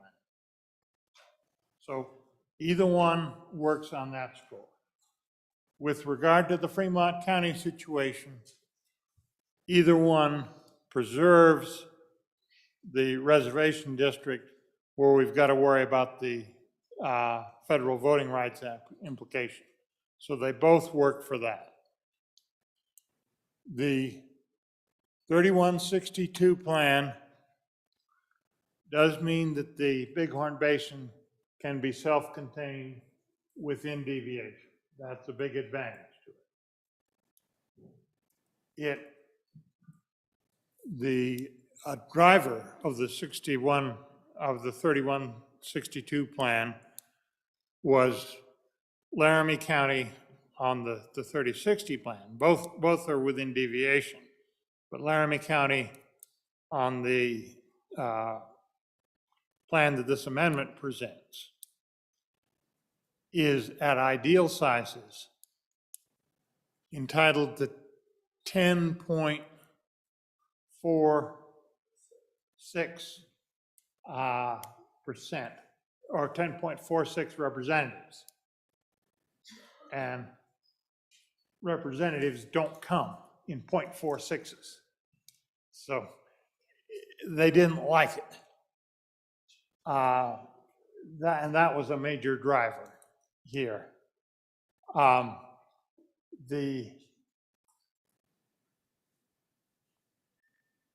and it was difficult to get, after they passed that initial version of the House, they never could come up with a Senate plan that worked. So that was a problem. The plan with this amendment, it does avoid the problem we discussed in Sheridan and Johnson County. And that's worth something. It avoids a district that is a mixture of Natrona and Converse counties. That's not necessary under a 3060 plan, so that's an advantage. There is, in the southwest corner, the 3060 plan is within deviation, but it's a little tight and had made it a little difficult to do some of the things that people wanted there. So I'm trying to give you a balanced view of them, but what I'm saying is that either one you adopt is going to work. I'm convinced we can work out a compromise with the House either way. At worst, what you would see was a compromise. We'll do the Senate the way the Senate wants, and we'll do the House the way the House wants. That's a possible compromise. And that would work. So use your judgment as to whether it's worth the disadvantage of the larger size, whether it's worth the disadvantage of the other changes that the last minute 3162 plan produces. I would advise, if we're going to stick with the committee 3162 plan, everybody should take a look at what that does to their district, because there was an effort to get out any mistakes. But this thing is so complicated that I'm not at all sure. We've made mistakes in the past, one of these, and it turned out perfectly all right eventually. But we have the risk of running a mistake we'd be stuck with for 10 years. So do take a look at what it does in your local area between now and the second reading, and I presume this is going to come back on a second reading. I'm not the one that's offering the amendment, so I can't control that. So, Mr. Chairman, I've tried to give you a balanced view of it. There are pros and cons. We can responsibly pass either one. So let's have at it, and in due course, vote it up or vote it down. Thank you, Senator Scott. Mr. Chairman. Chairman, not to belabor, I'm going to go back through a few of it and talk about some of the questions we had. We talked about building buildings and expanding. Look around you in this chamber, because if you want to go back more than 30 years, walk down the hallway and look at pictures. You'll be shocked what you'll find. It was 3162. That's what we had. This body's done it in the past. It's been there. I believe it has. 3062. Okay, it's been done. My correction, got a great one, and that's, I take it back. It was 3062. So we certainly can get one more in here. We know dang well they can get two in the House if they have to. So it's there. We talked about the issue of percentage of reps. We can't do 10.46, right? Wrong. You know how you do it? You give a county a piece of another county. That's how we balance this entire plan, is you go across, and guess what county has 0.24 of a rep? That'd be our good friends in Niobrara. They've only got 0.24 to start with, so they have to join with someone else to get there. My county has to take 3/10 from another county. It can go 2 or 3 ways for us. We're in a corner. And interestingly enough, that's what we've done through this plan, is the ones you're hearing right now that are standing up at the end was a county in the center that didn't have any splits in it. It all fell in their boundary, and it looked really good to them. That's what we saw about the other amendment that we beat down. Everybody loves it when 1 or 2 counties can just fit in a box. Works really good. But the truth is, we've got counties all over the state that are split because of these percentage points that we got to do. We got to balance them.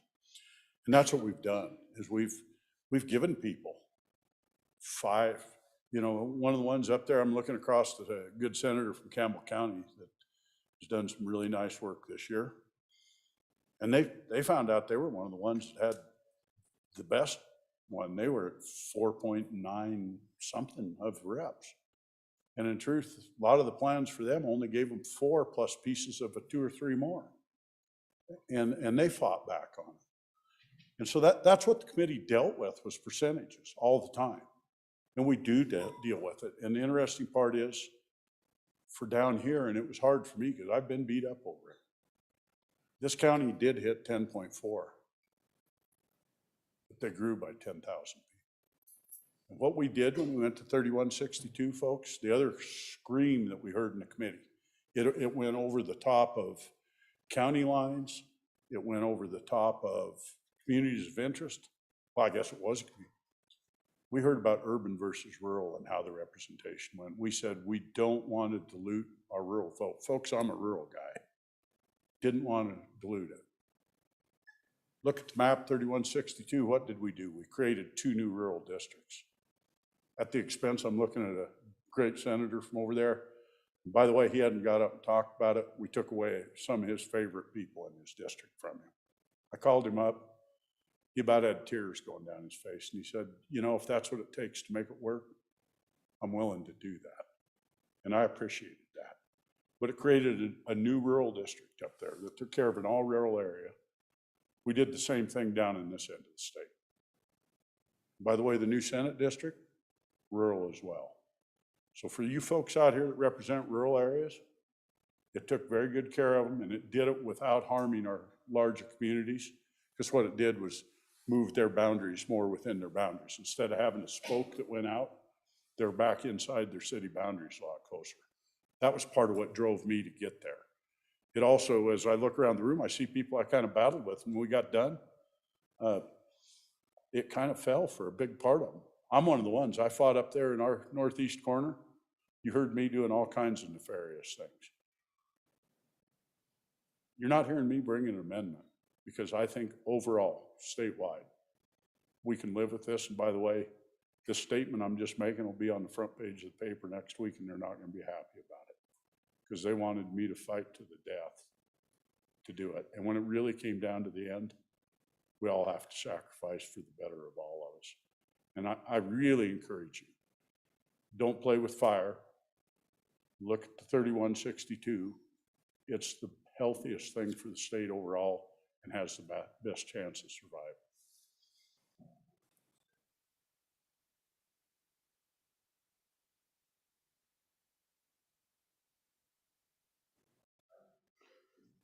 Mr. Chairman, thank you. I also rise to support the 6231. I could do it for selfish reasons. That piece of Fremont County that we're talking about, that has about twice as many people as the earlier place that we talked about in Sheridan County. But that's really not it. When you look at the big picture of what's going on here, Mr. Chairman, between Laramie County and Albany County, they added about 10,000 people, 9,500, something like that. That was enormous. As you go west from there, everybody else lost population. Carbon County lost population. Sweetwater County lost population. Uintah County lost population. Sublette County lost population big time. Want to know the truth? Fremont County lost population. We lost population more than the Bighorn Basin did. Coming across, all know Teton County gained. And across the northeast line of the state, we had population gains in Sheridan County, Campbell County, and Crook County. Everybody else lost. So trying to fit this all together has been difficult. And what we ended up with under 3060, and any number will work. It could work, but we don't have the fortitude to make it work, because we were bringing back plans that had either out of deviation or at the maximum ends of deviation. To make it work in the southern part of the state, going to the southwest, those plans that were coming in under 3060 were at near the maximum negative amount, while plans for Laramie and Albany County were at the maximum positive amount. That's quite a bit of difference, Mr. Chairman. Yes, we could also just say, let's just do the Senate by ourselves and not do with the House. I think that's a terrible idea. Some states do it that way, but you would lose the nesting. And the importance to nesting is it's good for our citizens because they understand. If it's a hobnob, anybody that's in Representative so-and-so's district is also in Senator so-and-so's district. That's a good understanding. It's very helpful. Growing government. I don't like to grow out government either, but I consider growing the representation of the people to be different than growing government. There's some states like, is it New Hampshire, I think, that has 400 some delegates in their lower house. They do it to get delegates that are closer to the people, so that each person only represents a few amount of people. This is more akin to that. But what adding these extra districts did was create a safety valve. You could just feel the pressure going out of this effort. And to put a district in North Cheyenne, in Laramie County, and up between Converse County and Natrona County just helped so much to take the pressure off of everything else. And yeah, it did hurt me, because that blue area in the center, that's Lander, and it goes out to some good friends that I have in Lyons Valley. You can see where the cursor is. And because we went to each district would have a smaller ideal population, the good Representative Larson, who's in that district, had to shed people. Well, that's my Senate district too. Really good people that we worked hard to put in 10 years ago that are, part of the Lander community, and that hurt, Mr. Chairman. There is not a better idea. We can accommodate another member here. I've seen the floor plan drawn that does it very easily. We don't lose anything. We just have to turn one of these desks in the front sideways and put a desk next to it. The house is bigger than it used to be, so I think they got lots of room. So, they've been adding on with it. But it used to be that the house had the back wall just like we did. So they have more room now. I can't think of a better idea. I would love to reduce the size next time. But we found that people like their districts, they protect their districts, and they don't want to move away from their districts. And they don't want to entertain ideas like multi-member districts. We could have done that. Had each representative run at large within a Senate district, and even combined Senate districts, like the 2 Senate districts in Fremont County. Could have done things like that, but there is absolutely no appetite for it.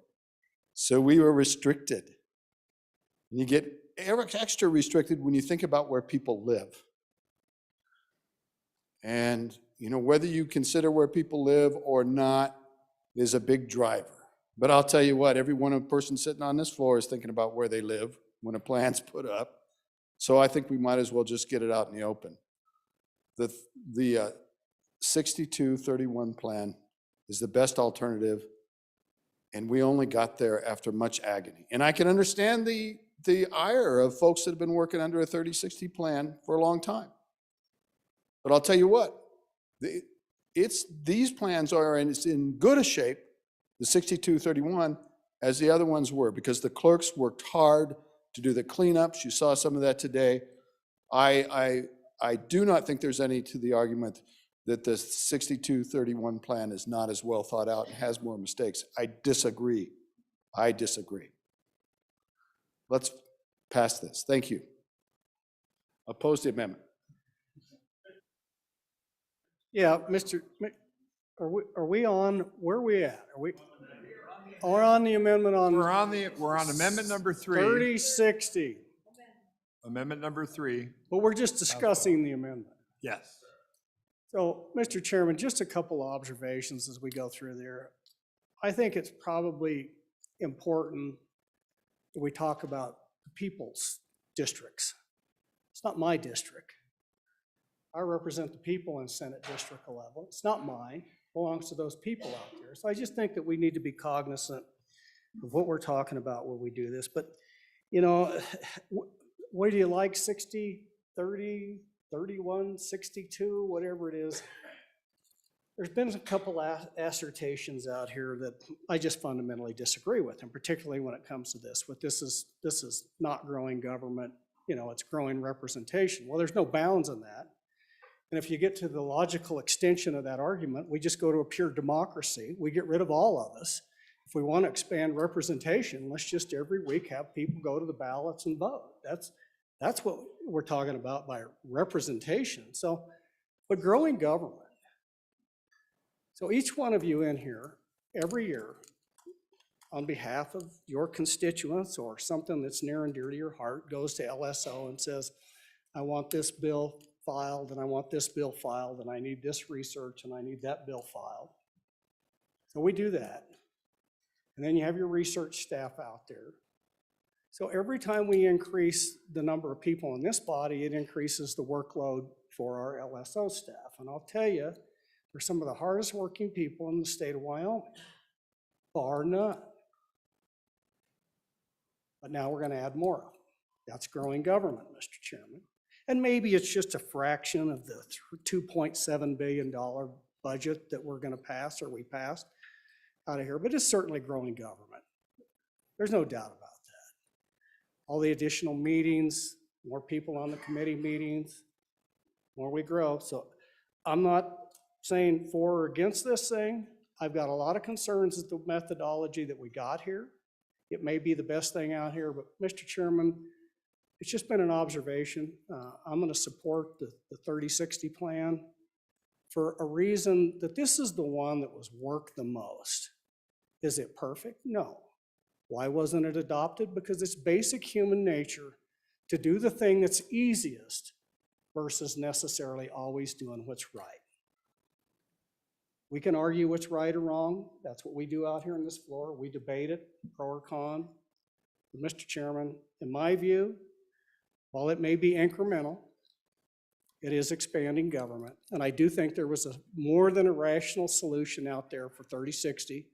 If that's not where this body ends up, that's not where we end up. But we should debate this. We had quite an extensive discussion last Friday about a deliberative body and what we should and shouldn't do. So I just think we need to have this discussion. We need to run through some more amendments, take a look at this thing, and at the end of the day, I would hope that we would come out of here. Your vote is your vote. Your beliefs are your beliefs. Whatever it is, we'll send it down the hall and we'll let the process run, honor the process. Thank you, Mr. Vice President. Mr. Majority Floor Leader. Not to belittle, we're on committee of the whole and I'm not gonna quit. As far as the easiest route, committee took the hardest possible route they could, folks. We knew what the ramifications were. We knew exactly what we were gonna take for heat on this. The truth is, we ask every one of you, plus everyone on the other side, to bring us your plan. If you have it, bring it to us, lay it out there. We spent hundreds and hundreds of hours looking at each one of those plans, working them through, piecing them in, and each time we did it, and I can look at each one of you, most of you called me and said, there's something in here that just flat will not work. We did that. Last speaker's one of them. We just, absolute anger because things didn't work. Couldn't make it work. And I was that way. I was frustrated. I had people calling. We tried to get them to bring plans. We looked at it. And at the end of the day, the hardest route was to accept something that none of us wanted, that we'd voted down multiple times. None of us wanted it. We took it because it was the only one that, as we looked over all of them, it would even come close to being something that was acceptable to a vast majority. By the way, we're down with what's going on today. This is the least number of angry people we've had in about 6 months. So that'll give you an idea where it's at. So I really do encourage you, if you want to go to the 3060, you're going to be absolutely shocked what happens as this plan starts rolling out and you take back to taking a close look. Take a very close look at what it does to the people in your district and the people in your county. Because I think you're going to find as you see it roll out, area by area, as that balloon pushes and shoves. And by the way, we've only got 2 more readings to figure it out. You're going to find out that somebody really got backed over by that bus. And we pretty well wore a set of tires out backing over people putting this thing together. And you're going to find that when we're done, we're stuck for 10 years with what we got. And there's going to be some people that really, really got hurt in their districts. That's my belief. Thank you, Mr. Majority Floor Leader. Senator Beitman. Thank you, Mr. Chairman. Good discussion. I really appreciate that. And I guess what it comes down to me, and I'll echo the statements from my colleague up in Sheridan and Johnson County when he pointed out the fact that we're putting so much emphasis on a 1 or 2% deviation that we're willing to completely destroy communities of interest and logical geographical boundaries, mountain ranges, cutting people off, like my good friend over here to my left. Almost 800 people are cut off due to a mountain range just to get in within deviation. So we're signaling that deviation matters more than common sense geography, common sense communities of interest. And we're so scared to go above the deviation or go below that we're going to just completely rewrite the whole map. And I think we need to stick to do what's right and what makes sense. A common sense plan, it may not be perfect within a 1 or 2 percentage points, but I think it's something that the whole state can get behind. And I think this is a start to that. I think this is the template to make that happen. But does it need tweaking? Yes, it does. But I think this plan is the basis for that, Mr. Chairman. At this point, I'll withdraw the amendment. I'll work tonight on it with the interested parties. Anybody that's interested on tweaking this plan, get with me after we gavel out, and I'd be happy to work with you and bring it back on second reading. Thank you, Mr. Chairman. Without objection, I withdraw the amendment. Absent objection? Absent objection? Committee of the Whole, Amendment number 3 to House Bill 100 has been withdrawn. We're back on the bill. Question being called. All those in favor of Senator Driscoll's motion that when the Committee of the Whole rises to report it, do so with the recommendation that House Bill 100 do pass, please say aye. Aye. Opposed? No. Ayes have it. House Bill 100 is passed Committee of the Whole. Mr. Majority Floor Leader. Chairman, I move the Committee of the Whole rise and report. You've heard the motion. All those in favor of the motion indicate by saying aye. Opposed? Ayes have it. Mr. President.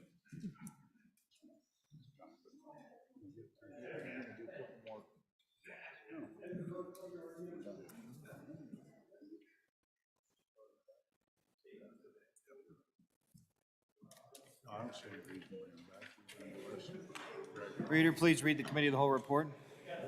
Mr. President, your Committee of the Whole, having entered into consideration bill on general file, begs leave to report as follows. House Bill 100, do pass amended. Senator Guru, Chairman. Thank you. Senator Grew. I move that we approve the Committee of the Whole report. Heard the motion. All those in favor say aye. Aye. Those opposed, nay. Have anything that needs to be read in?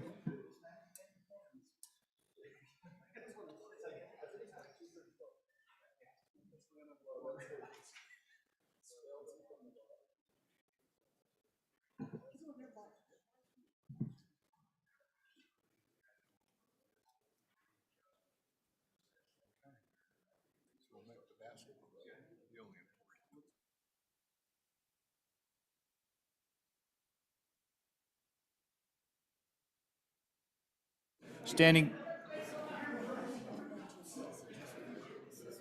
Okay, standing committee reports, please. February 28, 2022. Mr. President, your Committee number 9, Minerals, Business, and Economic Development, to whom is referred House Bill 70, Digital Identity Protection, respectfully reports same back to the Senate with the recommendation that it do pass. Ayes, Senators Anderson, Beitman, Cooper, Rothfuss, and Wasserberger. Senator Anderson, Chairman.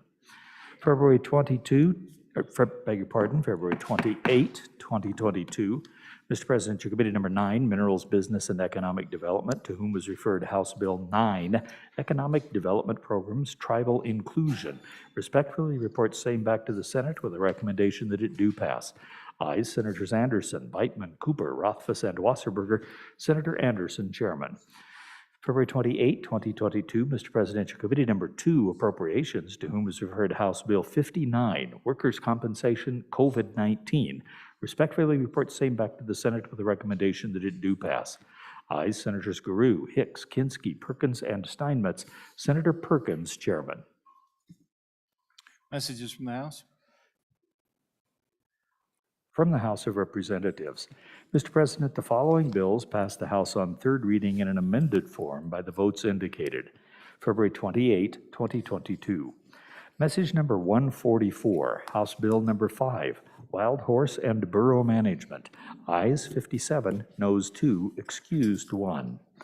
Message number 145, House Bill number 10, Tribal Reference Amendments. Ayes 59, excused 1. House Bill number 15, Political Subdivision Club Liquor Licenses. Ayes 52, noes 7, excused 1. House Bill number 60, Fiscal Training and Enforcement of Financial Reporting Laws. Ayes 58, noes 1, excused 1. Message number 150, House Bill number 62, Insurance Amendments. Ayes 47, noes 12, excused 1. Message number 152, House Bill number 76, Single Office Real Estate Brokers Licensing Requirements. Ayes 59, excused 1. Message number 155, House Bill number 88, name change notice publication of minors amendment. Ayes 47, noes 12, excused 1. Message number 156, House Bill number 89, monthly ad valorem tax revisions enforcement. Ayes 51, noes 8, excused 1. Message number 159, House Bill number 110, Board of Psychology Behavior Analyst Regulation. Ayes 54, noes 5, excused 1. Message number 160, House Bill number 117, Occupational Therapy Licensure Compact. Ayes 56, noes 3, excused 1. Message number 161, House Bill number 125, Workplace Injury Assistance, Information and Guidance. Ayes 59, excused 1. Message number 162, House Bill number 55, Liquor Licenses Airport Exemption. Ayes 44, noes 15, excused 1. Message number 163, House Bill number 31, Wyoming's Tomorrow Scholarship Program. Ayes 46, noes 13, excused 1. Message number 164, House Bill number 63, County and District Attorneys Salary Amendments. Ayes 38, noes 19, excused 1. Message number 165, House Bill number 123, Mine Reclamation Disposal of Minerals. Disposal of Materials. Ayes 57, noes 2, excused 1. Signed, Wendy Harding, House Chief Clerk. Message number 147. Mr. President, the following bills passed the House on third reading, February 28, 2022.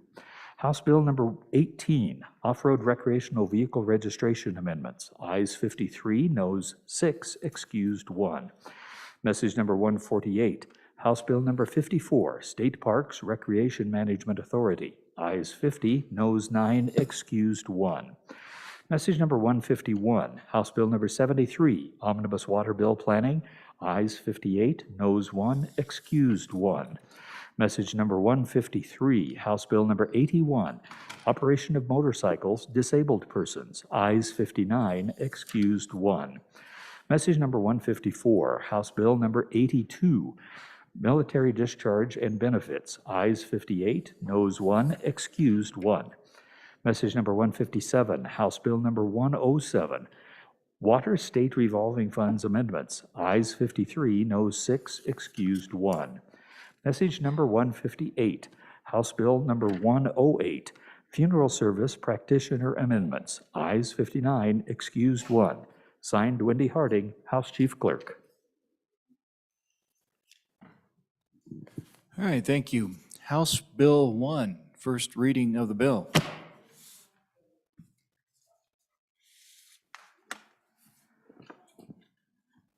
House Bill 1, General Government Appropriations, sponsored by the Joint Appropriations Committee.